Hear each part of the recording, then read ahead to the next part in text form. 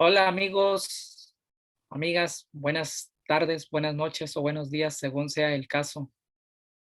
Les damos la más cordial bienvenida a este segmento que es la continuación de una charla que tuvimos hace unas semanas respecto a la pedagogía liberadora de Paulo Freire. Y hoy queremos concluir con algunos otros puntos, con algunas otras ideas que ya tenemos en mente y que algunos de ustedes pues también podrán tener su propio criterio, su propia opinión. Pues de eso vamos a charlar, vamos a platicar y pues saludo a mis compañeros, mis amigos. Amigo Dexter, ¿cómo estás? Y también a nuestro amigo Genaro. Hola.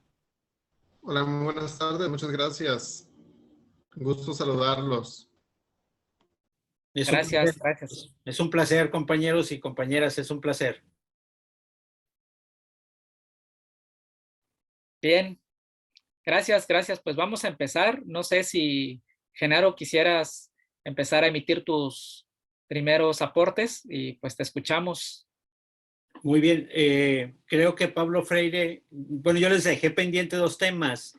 El primer tema tenía que ver con que Pablo Freire decía que todo el ser humano era en general un político. Y él decía básicamente del maestro, ¿no? Porque pareciera que los maestros son muy grilleros, ¿no? O sea, se consideran como el sistema tradicional o el sistema conservador concibe al maestro como muy crítico. Y Pablo Freire decía que necesariamente el maestro debería de hacer esa parte. O sea, es parte de la personalidad del docente ser político. No solamente es impartir una clase, sino generar una política pública, una política social. Y la razón es esa, pues, de que Pablo Freire lo que quería romper con la forma de opresión, con esa coerción política, académica, religiosa, conjugada para que la gente hiciera por ciertos parámetros. Entonces, por eso él crea esta idea de la pedagogía bancaria. La pedagogía bancaria es aquella pedagogía donde yo como docente imparto una clase que es como la economía o las finanzas y el cheque es el examen. Entonces, el fondo que tú tienes para que respalde tu cheque, que es el examen, es el conocimiento que yo te impartí. Entonces, tú tienes que contestar basado a lo que yo te enseñé para que tu cheque tenga fondos, para que no sea votado, ¿no? Para que no sea regresado. Entonces, él llamaba esto a una forma de la pedagogía bancaria, que era la pedagogía de la opresión. Yo, decía él, te doy la clase, entonces te demando que contestes como yo te estoy diciendo. En ese sentido, le quitaba el autoconocimiento o la autonomía al estudiante. Entonces, el estudiante no generaba su propia cultura, sino aprendía la cultura del docente.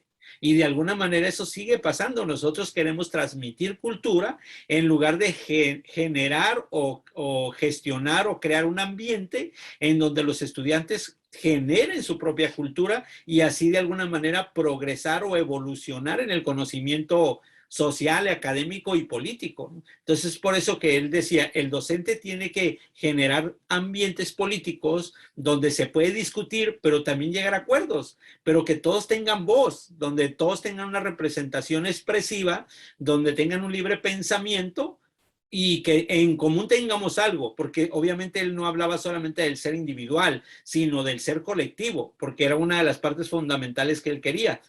Pero en ese sentido él quería que las gentes pudiesen compartir de manera comunitaria su aprendizaje y así la comuna y sobre todo los grupos étnicos a los que él enseñaba pues tuvieron un desarrollo colectivo y no solamente personal, pero empezaba con el sentido crítico del maestro como político. Sí, que yo creo que aquí es algo muy importante, ¿no? El que nosotros podamos entender o captar la educación algo fuera de lo común o de lo habitual que se nos ha inculcado, porque el docente siempre ha sido la autoridad, y la autoridad desde la antigüedad, en el que la realidad era lo que el docente te decía que era, ¿no? Esa era la realidad para el alumno. Y se vivió, o se ha estado viviendo con esta idea, en la que el momento en el que el alumno quiere dar su punto de vista, se le oprime, se le dice, no, es que tú estás mal, tú no, tu forma de visualizar, no sé, alguna problemática social es como yo te estoy diciendo, como lo menciona Genaro, ¿no? Pero entonces se encuentra el alumno con un choque de ideas en el que el alumno se quiere expresar libremente, se quiere encontrar, pero se le reprime cuando cuando está comenzando a sentir esta libertad. Y es algo que considero que es importante, o al menos ahorita en la actualidad se está tomando en consideración o tomando en cuenta el autoconocerse. Si yo me autoconozco, yo sé qué puedo opinar, yo sé cómo me siento, yo sé cómo visualizo, y no me están diciendo los demás cómo me tengo que ver, cómo me tengo que sentir y cómo me estoy visualizando. Y entonces, esta parte de ser autodidacta, considero que sí es una parte fundamental, o esta parte de la educación bancaria que menciona Genaro, que el docente sea el portador, o más bien el que te impulsa que tú quieras seguir indagando, y que tú vayas creando tu propio conocimiento, vayas creando tu propio conocer, y que lo vayas estructurando. Y sí es muy fundamental ahorita por toda la situación de la pandemia, de la contingencia. Creo que muchos alumnos se toparon con esta como barrera, en el que se volvieron autodidactas, no sabían hacerlo, no saben hacerlo todavía. Y entonces todo aquello que en su tiempo te decía, el docente te tiene que decir qué hacer, el docente te tiene que dar todas las instrucciones. Ahorita en este aspecto donde el alumno tiene internet, tiene las posibilidades, tiene las herramientas, ahora sí que siento yo que tiene la libertad, ahora sí que de conocer, de ampliar su conocimiento y no quedarse únicamente con lo que dice el docente, es donde se ve perdido, es donde no se encuentra el docente, el alumno. Y que es una parte fundamental de lo que menciona Pablo Freire, y que si lo tomamos en cuenta, la parte emocional y de autoconocimiento es fundamental para su desarrollar esta participación social.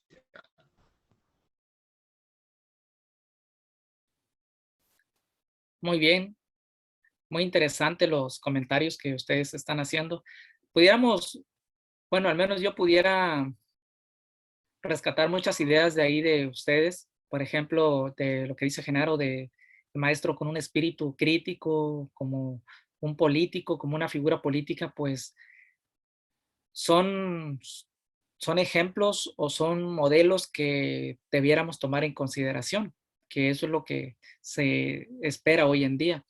Y de lo que comentas, Dexter, pues también es interesante el autodescubrimiento, y muy interesante lo que dices, ese choque de ideas, ¿no?, que enfrenta el alumno, precisamente porque hoy en día tiene la libertad para poder expresarse, pero ya no lo hace.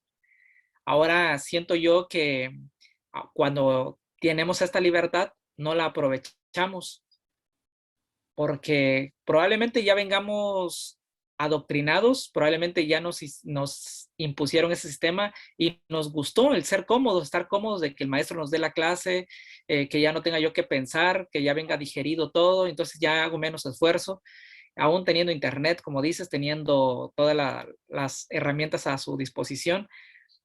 Se espera que dieran más y realmente no lo dan, entonces parece contraproducente. Ahí también veo un choque de ideas, cómo es posible, ¿no? Pero yo creo que no valoramos esa libertad porque nacimos con la libertad. Si no hubiéramos nacido con libertad, hoy estuviéramos peleando por esa libertad, ¿no? Entonces yo creo que por ahí esas ideas están muy interesantes. Y a mí me gustaría agregar un poquito más acerca del sistema del tiempo de la época de Paulo Freire y atrás, e incluso en nuestro tiempo. Puedo seguir diciendo que como lo veía Paulo Freire, que era un sistema opresor, como una pirámide, ¿no? Más que una pirámide, un triángulo, 3 picos, 3 puntas, 3 aristas. En una arista podemos decir que el sistema opresor o el sistema neoliberal, capitalista, el sistema educativo es injusto. Por un lado es injusto, por la otra arista es violento y por el otra arista es deshumanizante. Entonces, con esos 3 elementos de la injusticia, la violencia y la deshumanización, es como han tenido a la sociedad oprimida. Entonces, no hay forma, aparentemente, podríamos decirlo, práctica o teórica, de que el ser humano o de que nosotros nos liberemos por esos 3 elementos de violencia que utiliza el sistema. Aunque hoy en día ya no lo vamos a hacer como lo exigía Marx, ¿no? Que hiciéramos una revolución contra el sistema con las armas, pero hoy las armas son intelectuales, hoy las armas son del despertar de la conciencia, de dejar de ser consumistas, dejar de comprarle al sistema, a la economía, ¿no? Me salgo un poquito del tema aquí, por ejemplo, de ya no comprar chocolates de las marcas X, porque hay una explotación o sobreexplotación de niños y de niñas allá en Singapur, en la India y en muchos otros países donde fabrican el chocolate y ellos les pagan $1 por trabajar una jornada de 14, 16 horas. Y entonces, si nosotros dejamos de comprar o consumir esos productos como las marcas de tenis, las marcas de ropa o los productos o los chocolates, entonces estamos de alguna manera no contribuyendo con ese sistema. Y así lo pudiéramos hacer nosotros con el sistema opresor, con el sistema político, el sistema educativo, como lo hizo Gandhi, ¿no? O sea, no ya no una revolución de armas, sino una revolución intelectual, dejar de consumir las ideas que me están dando, dejar o mejor dicho, cuestionar lo que me están dando. Pero aquí también es un problema porque nosotros como maestros nos dan ya los modelos, los programas, las planeaciones o el currículo más bien, ¿no? Lo que tenemos que trabajar. Y muchos de nosotros nos apegamos a ese currículum, que es lineal, pero tenemos la posibilidad de trabajar el currículum oculto, es decir, que detrás de este currículum formal, como lo dice Díaz Barriga, nosotros podemos transformar a nuestros grupos, a nuestros alumnos, la mente de ellos, o que ellos se transformen a través de nuestro currículum oculto, es decir, de las ideas que nosotros podemos desprender de ese contenido e ir más allá y cuestionar ese contenido. O incluso muchas veces con la libertad de cátedra que existe en algunas instituciones podemos transformar. Pero también digo, tanto como los alumnos se sienten cómodos con sus ideas de no querer pensar, los mismos maestros tampoco se hacen un esfuerzo por querer estudiar más, por querer investigar, sino que ya dan lo que viene en el librito de texto. O sea, somos muy, como decíamos, otro día comentamos con Genaro, estamos muy apegados al librito, somos librescos, ¿no? La educación libresca o verbalista. Si no hay librito, pues no puedo dar clase. Entonces no sé no sé qué tema voy a dar. Necesito el librito de texto para poder seguir siguiendo la línea del sistema, válgase la reiteración.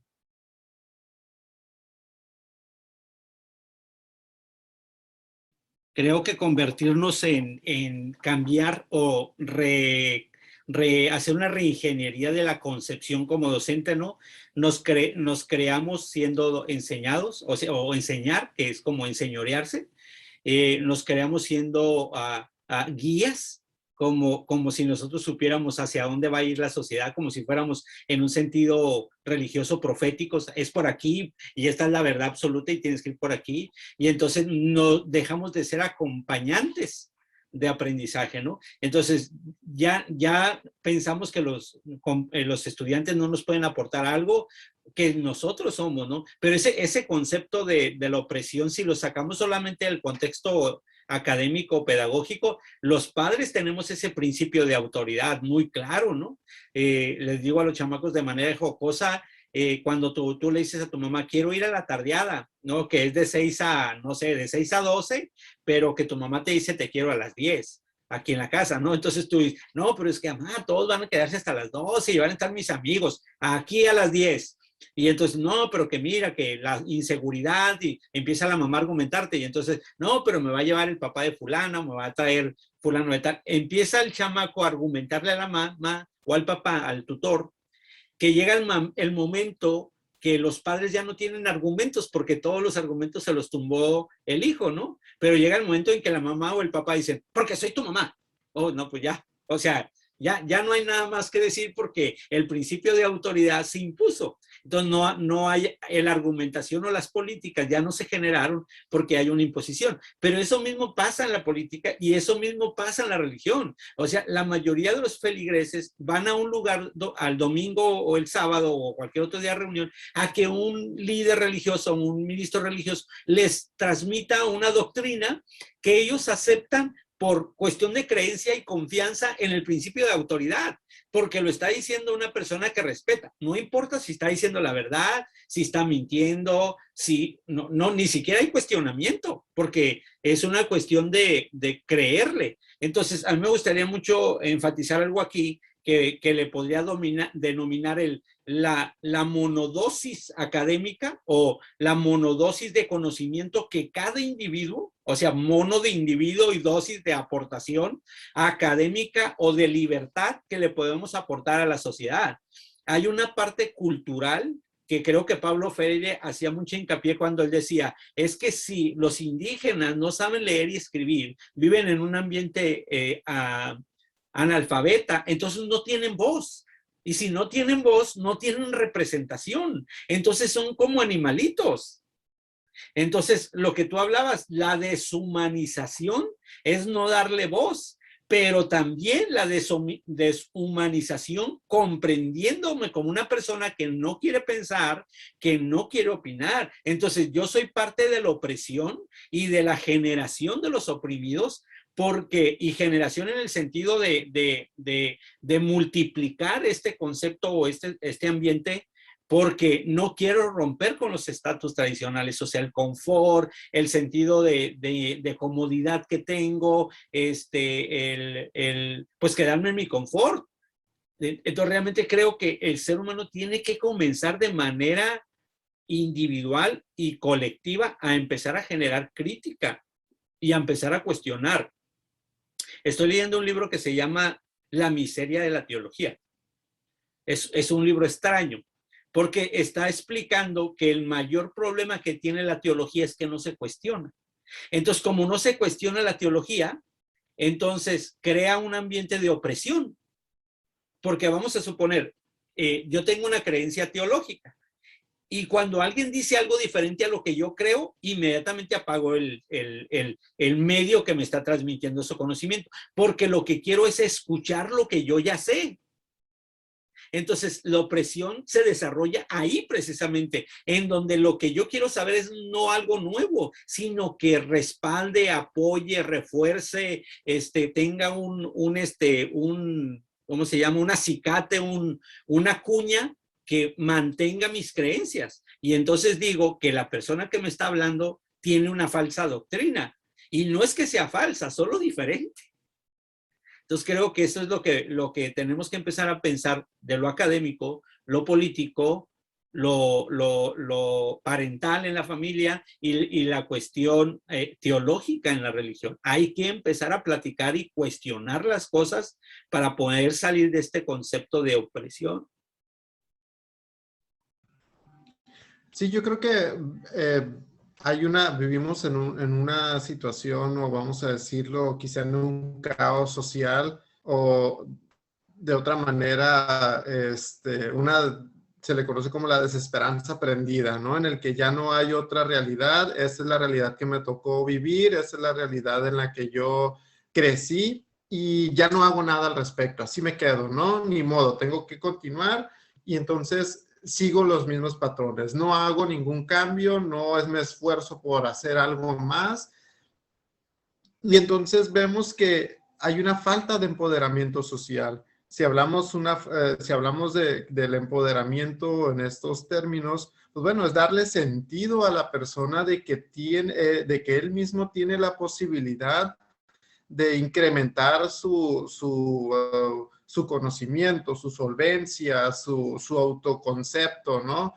Y entonces, considero yo que es algo que se trabaja el empoderamiento desde las comunas, desde las colonias, desde las sociedades, el empezar a decir que ellos mismos tienen las herramientas para, no sé, para exigir, para tomar el poder, tomar las riendas de su sociedad, ya sea familiar, ya sea en cuanto a sus comunidades, y que se desprendan de esta desesperanza aprendida y que puedan tomar ahora sí que otra vez, no de manera quizá tanto como una revolución, pero como lo menciona Fray, ¿no?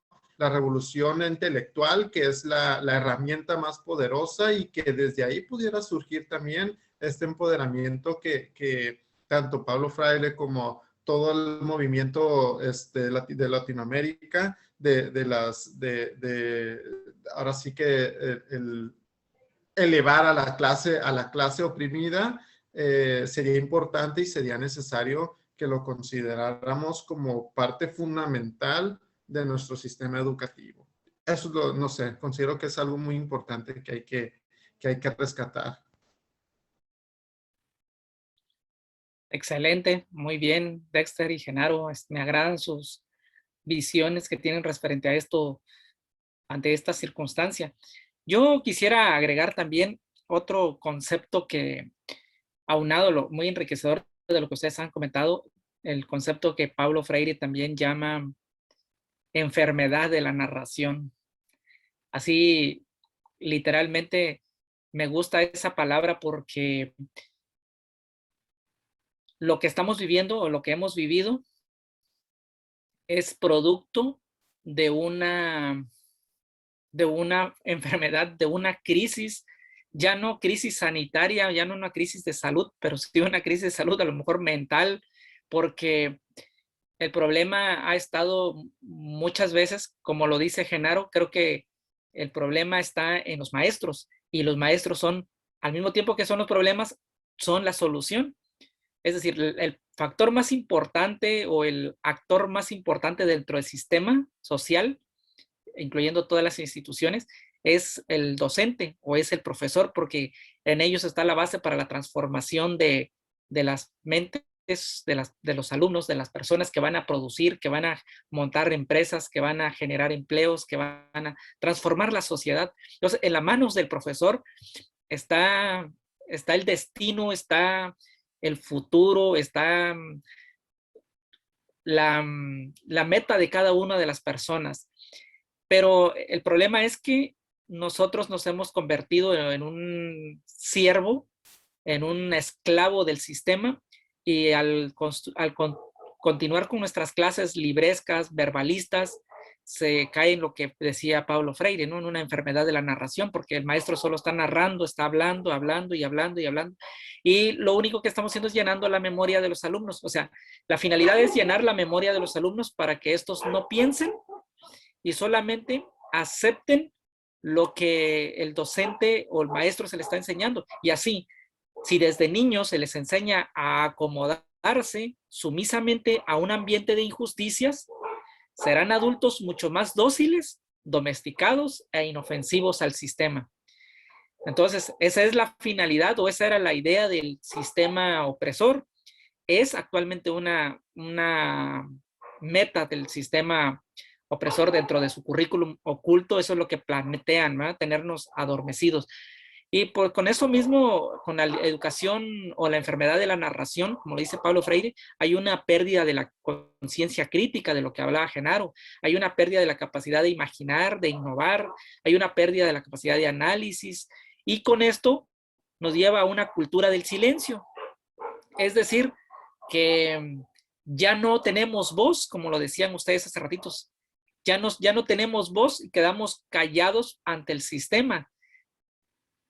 Pero pero bueno, eso es como la cuestión del problema. Pero Paulo Freire nos da unas herramientas de que podamos salirnos de eso, ¿no? Con la educación liberadora, en donde las personas pues no, no acepten o no aceptemos las ideas, como lo dice ahorita Genaro, ¿no? Que aunque sea una persona de autoridad la que esté hablando, ya sea en lo teológico, en lo científico, en lo académico, en lo empresarial, por mucho peso que tenga la persona, por mucha autoridad que tenga o el nombre o la etiqueta que tenga, pues no vamos a tomar de bote pronto las ideas.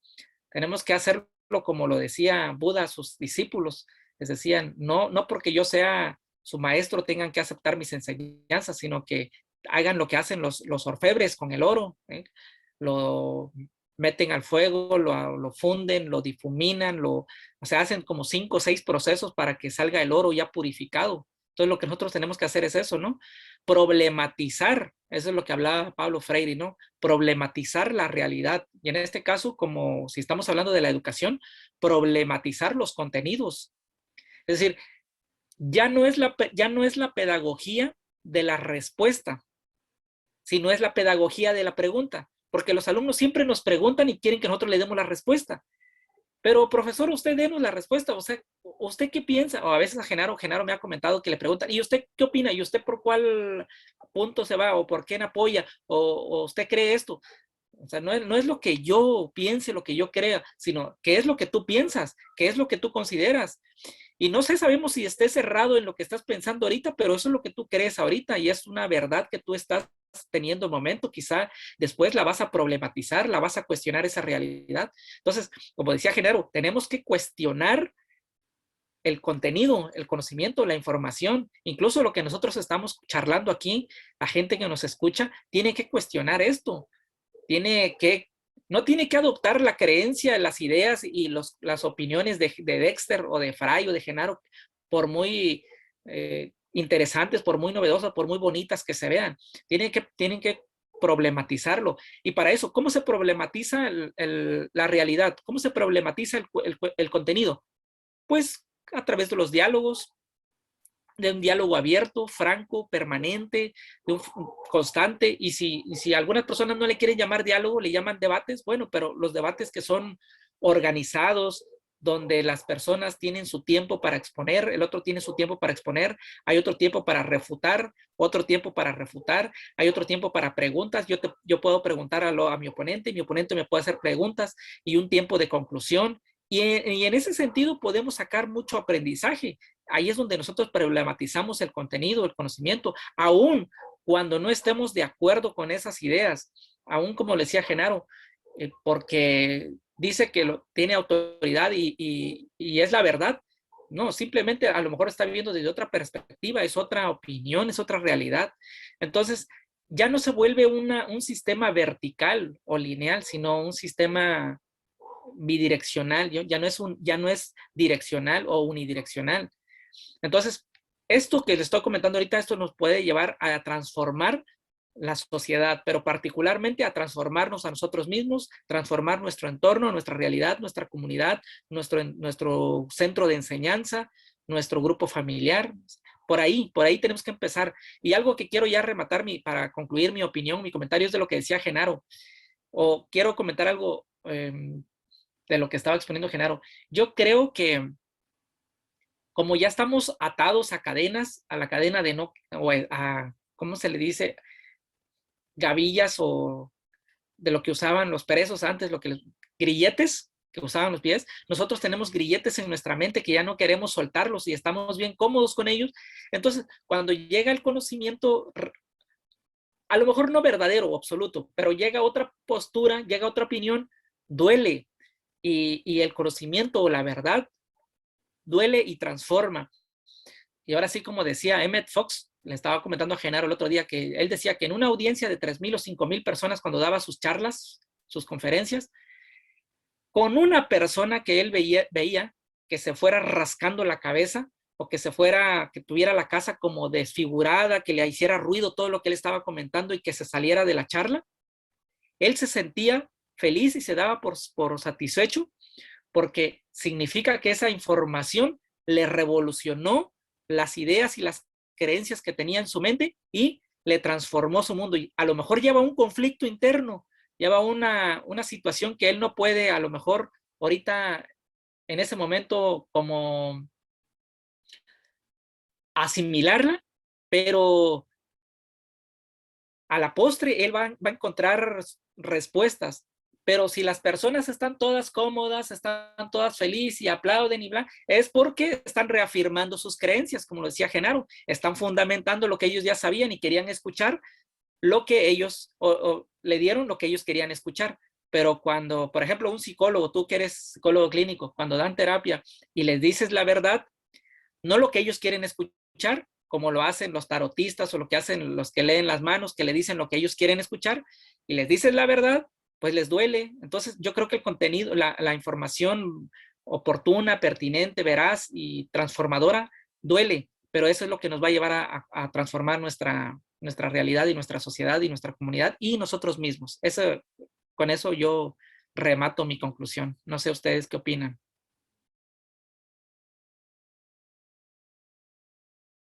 Voy a darte mi conclusión. Creo que Dexter se quedó sin señal. Dos cosas. Si la sociedad no evoluciona, o sea, si nuestro proceso de transformación no es progresivo, si no entendemos los procesos y somos muy eventuales, es decir, vivimos el evento aquí y luego digo, de lo que yo he tocado, ¿no? Por ejemplo, yo hablé de lo académico, tomaremos el evento de la clase, luego vamos al evento del culto, y luego vamos al evento del permiso de los padres, y luego vamos al evento de las elecciones, y luego vamos al evento X, ¿no? Puros eventos. Entonces, realmente no hay un proceso terapéutico, no hay un proceso pedagógico, no hay un proceso de seguimiento, ¿no? Entonces, tengo hoy una clase en donde me hace acomodarme, entonces no evoluciono. Voy al culto y tampoco evoluciono porque es más de lo mismo. Los padres pues tienen sus mismas reglas. O sea, no hay, parece que hay un comentario diferente, no parece que haya una oportunidad de tomar una alternativa, un camino diferente, de tomar alguna vértice. O sea, no, entonces todo es como igualito, como siempre ha sido. Entonces no hay evolución.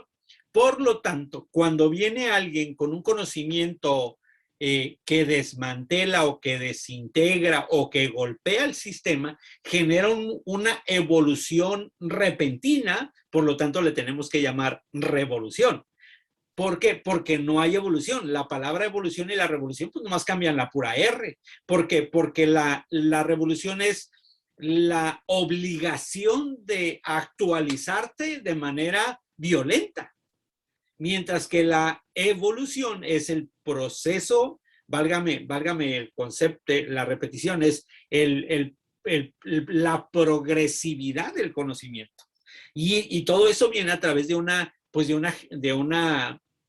injerencia de pregunta, de interrogancia. O sea, me interesa estar preguntando, me obligo a preguntar este sentido imperativo del interrogante, pues. O sea, a fuerzas tengo que estar preguntando, porque si no, no voy a evolucionar. Y cuando menos piensa, le echamos la culpa al adolescente. Es que está en la edad rebelde. Pues es que no has evolucionado como padre en la formación, el desarrollo del adolescente. Entonces él llega y se vuelve rebelde. O sea, para ti es un revolucionario, pero no, es que no evolucionó, ¿no? Llegan los religiosos, un cuate diciendo otra teología, inventando, no sé, o levantando un nuevo mensaje, y tú dices, no, pues ya está haciendo división, está olvidando los senderos antiguos, la verdad. Pero es que no, la verdad no fue progresiva como es en realidad la verdad, ¿no? Vamos acercándonos de manera evolutiva a un conocimiento de la última verdad de las cosas. Entonces creo que esa es la parte que yo puedo concluir, estar prestos, estar apercibidos, con disposición, con sentido de humildad, como si fuéramos unos niños, el por qué, para qué, dónde, quién, cuándo. Son preguntas que las hace la teología, son preguntas que las hace la filosofía, son preguntas que se hacen en un currículum académico. ¿Por qué no permitir que los estudiantes también tengan este sentido de la pedagogía de la pregunta, como tú lo decías la vez pasada? Entonces yo aquí concluyo y te agradezco, Fray, y agradezco a Dexter y a todas las personas que nos ven. de poder coparticipar en de poder coparticipar y hacer esta monodosis, ¿no? Esta aportación al conocimiento de manera individual a un grupo, ¿no? Entonces, pues gracias. Interesante. Muchas gracias también a ti, Genaro, y agradecemos también a Dexter, que creo que se quedó sin señal, ¿verdad? Como dices. Pero igual, en la próxima sesión ya estará con nosotros y hablaremos de otros temas. Tenemos ahí pendiente otros temas que dejamos inconclusos, los de las posibilidades y el origen del conocimiento. También vamos a concluir esa temática, así que amigos, estén pendientes. Tenemos muchos temas todavía por tratar, por abordar. Les agradecemos que, como dice Genaro, que estén atentos a nuestras charlas, y si tienen comentarios, pues ya saben que tienen la posibilidad, la facultad y la decisión de poder dejarnos sus opiniones al respecto. Y pues nada, más que agradecerles la escucha. Y Genaro, pues muchas gracias. Nos estamos viendo en otra emisión. Tengas muy buena tarde, amigo. Igualmente, muchas Gracias. gracias. Gracias Bye. a todos y a todas. Hasta luego. Gracias.